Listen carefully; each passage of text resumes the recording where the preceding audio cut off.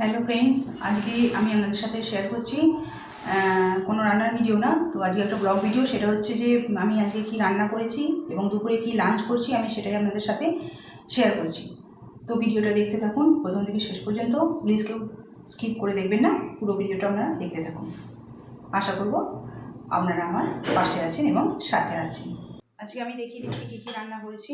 যে ভাত করেছি, দেখতে পাচ্ছেন ভাত ভাত আছে, আর আছে এই যে উচ্ছে আলু ভাজা করেছি, উচ্ছে আলু ভাজা আছে, শাক ভাজা আছে, এটা আছে মাছের ঝাল, আর করেছি মুগের ডাল। দেখতে পাচ্ছেন এই মুগের ডাল করেছি। মুগের ডালটা একটু বসে গেছে, অনেকক্ষণ করেছি তো সেই জন্য মুগের ডালটা বসে গেছে। করেছি মুগের ডাল। আর এই যে আলু সিদ্ধ নিয়েছি, আলু সিদ্ধটা ভালো করে তেল দিয়ে আমি মেখে নিয়েছি, মানে নুন লঙ্কা দিয়ে লবণ দিয়ে শুকনো লঙ্কা ভেজে ভালো করে এটা আলু সিদ্ধটা মেখে নিয়েছি। আর নিয়েছি টক দই। আমি সবসময় ভাতের সঙ্গে কিন্তু একটু টক দই খাই। টক দইয়ের সাথে আমি শসা আর পেঁয়াজ কুচি নিয়েছি। টক দইয়ের সাথে আমি এটা আজকে আমি কী কী রান্না করছি আমি সম্পূর্ণটা দেখিয়ে দিচ্ছি। এই যে করেছি ভাত, যে হাঁড়িতে ভাত, আর করেছি মুগের ডাল। এই যে মুগের ডাল করেছি, মুগের ডাল। আর এটাতে আছে উচ্ছে আলু ভাজা, আর এটা শাক ভাজা আছে, আর মাছের ঝাল আছে। মাছের ঝাল আমি আমার মতো এক পিস নিয়ে নিয়েছি। আর এটা হচ্ছে টক দই।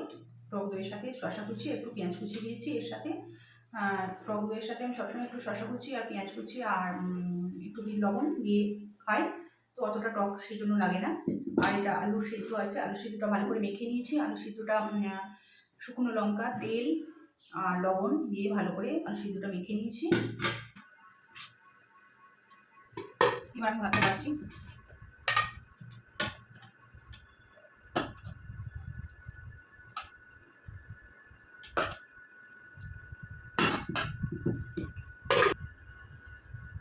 শাক ভাজাটা নিয়ে নিলাম সবটা। উচ্ছে আলু ভাজা এতটা নেব না, অল্প একটু নেবো। আর তারপরে মাছের ঝাল।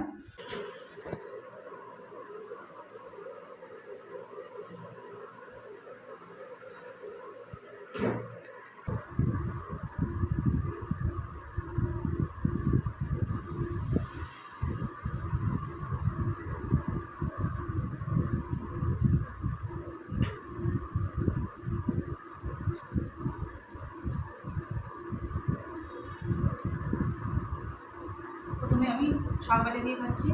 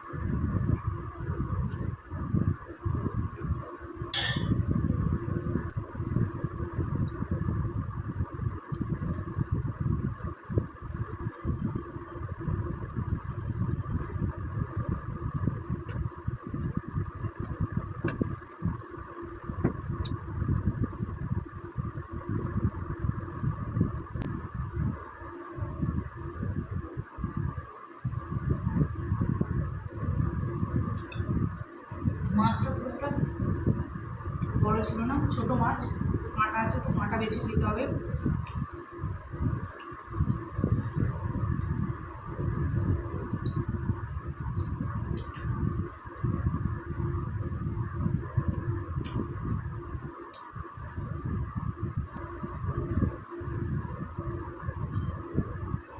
প্রত্যেকদিন দুপুরে লাঞ্চে কিন্তু একটু করে উচ্ছে সবারই কিন্তু খাওয়া ভালো, কেননা উচ্ছে সিদ্ধ করে অনেকে খায়, সিদ্ধ করে খেলেও ভালো, আবার ভেজে খেলেও ভালো।